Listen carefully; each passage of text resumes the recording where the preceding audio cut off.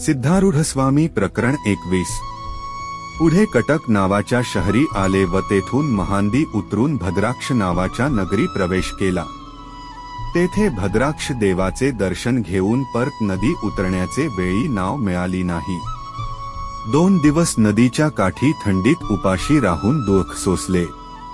पूर्वतपामुळे व शक्ती अधिक असल्यामुळे इतकी पीडा झाली तरी शांती कायम होती। मग तिसरे दिवशी एक भाग ओलांडून जाऊन चौथे दिवशी दुसरा भाग ओलांडून पाचवे दिवशी तिसरा भाग ओलांडण्यास नावाडी 3 पैसे मागू लागले। मी पैशाला शिवत नाही असे सांगितले। ते त्याला खरे वाटले नाही, म्हणून त्यांनी पैसे नसले तर दुसरे काही असले तर दे असे म्हटले। तेव्हा ह्या जुन्या कौपिनी शिवाय मजजवळ काही नाही असे सांगून ती त्यांच्या पुढे केली। तेव्हा ते नावाडी लज्जित होऊन ह्याच्या जवळ काही नाही असे समजून त्यांनी त्याला नदीतून पलीकडे फुकट पोचविले।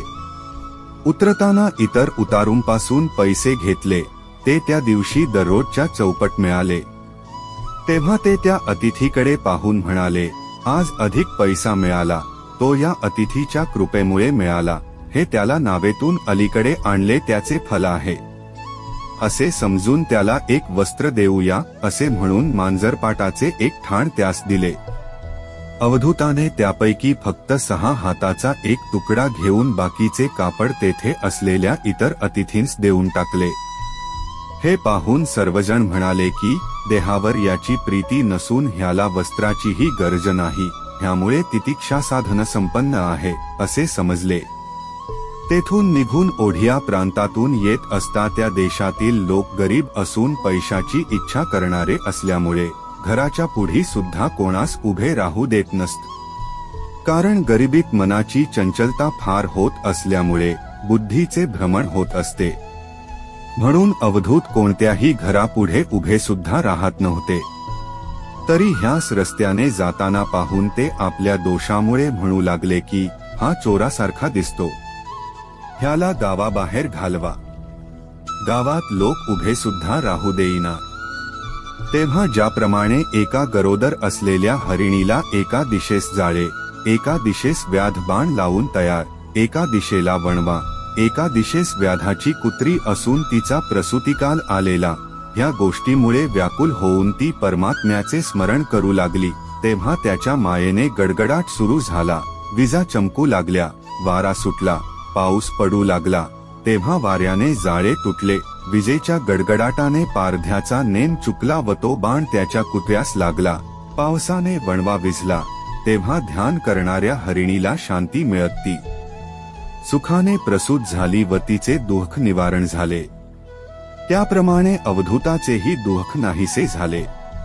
त्या गावात व आसपासच्या इतर गावात कोठेही गेले तरी अन्नपाणी मिळाले नाही व लोकांचा उपद्रव फारच होऊ लागला आणि जागा सुद्धा मिळेना। तेव्हा जंगलात पडून राहून रस्त्याने जाणारा बाबा बैरागी भेटल्यास त्याने काही खाव्यास दिल्यास तेवढ्यावर निर्वाह करून शिवध्यानतत्पर राहून शीतोष्ण सहन करीत जात असता अवधूत म्हणाले की ही थंडी बद्रीनाथाजवळच्या लक्ष्मण झोल्याच्या थंडीसारखी आहे। तथापि चित्ताची शांती क्षणमात्र ढळून देता स्वस्वरूपी चित्त संलग्न करून ते राहिले। ह्यामुळे सर्व दुःख नाहीसे होऊन आनंदात निर्विकल्प समाधी लावून थोड्या वेळाने पुढे जाऊ लागले। तो एक बैरागी म्हणाला, पुढे छत्तीसगड लागेल, तेथे मनुष्याला माकडाचा फार उपद्रव होतो, याकरिता एकटा जाऊ नको। तेव्हा अवधूत म्हणाले, नष्ट होणारे शरीर किती दिवस जपून ठेवाव्याचे? देह नाहीसा झाला तर देही नाहीसा होत नाही, म्हणून नष्ट शरीरावर ममतान ठेविता नित्यरूप आत्म्यावर मन ठेविले म्हणजे सर्व दुःख परिहार होते। म्हणून हृदयदर्पणापुढे भयभावनेने नष्ट होणारे शरीर ठेविले तर भयाचेच प्रतिबिंब पडेल व नित्य असणाऱ्या आत्मरूप दर्पणापुढे अभय भावनेने उभे राहिल्यास उभ्याचेच प्रतिबिंब उमटेल।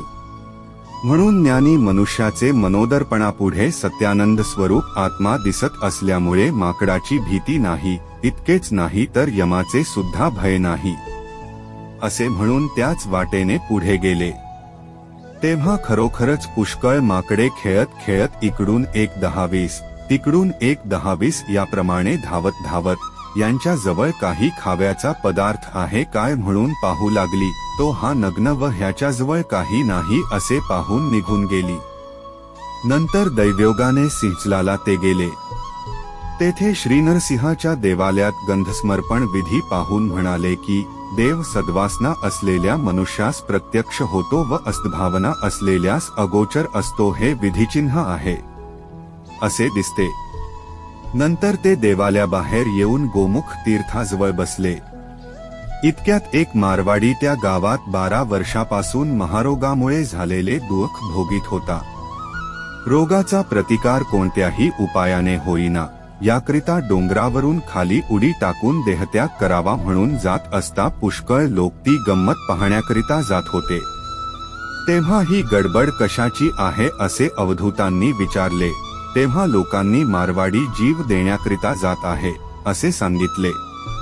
त्याला इकडे घेऊन या असे स्वामी म्हणाले. लोकांनी धावत त्याला आणून स्वामी पुढे उभे केले. कामधेनूसारखे गोमुखतीर्थ असताना तुझा रोग कसा राहील असे सांगून तीर्थाजवळ बसवून नरसिंह मंत्राचा मोठ्याने उच्चार करून व त्या मारवाड्याकडून करवून एक ओंजळभर पाणी आपल्या हातात घेऊन अवधूतांनी त्याच्या डोक्यावर घातले. तत्काळ त्याचे मन शांत होऊन सर्व अंगावरील दुःख निवारण होऊन सर्व अवयवांची जाड्यता जाऊन लघुत्व आले. तेव्हा मारवाडी म्हणाला, हा साक्षात नरसिंह देवच वैद्यरूपाने मला मिळाला. मी सुखी झालो, यापुढे देहत्याग करीत नाही असे म्हणून स्वामींच्या पायावर पडला व पुष्कळ प्रकारांनी स्तुती करू लागला आणि मोठ्या समारंभाने अवधूताला घराकडे घेऊन गेला.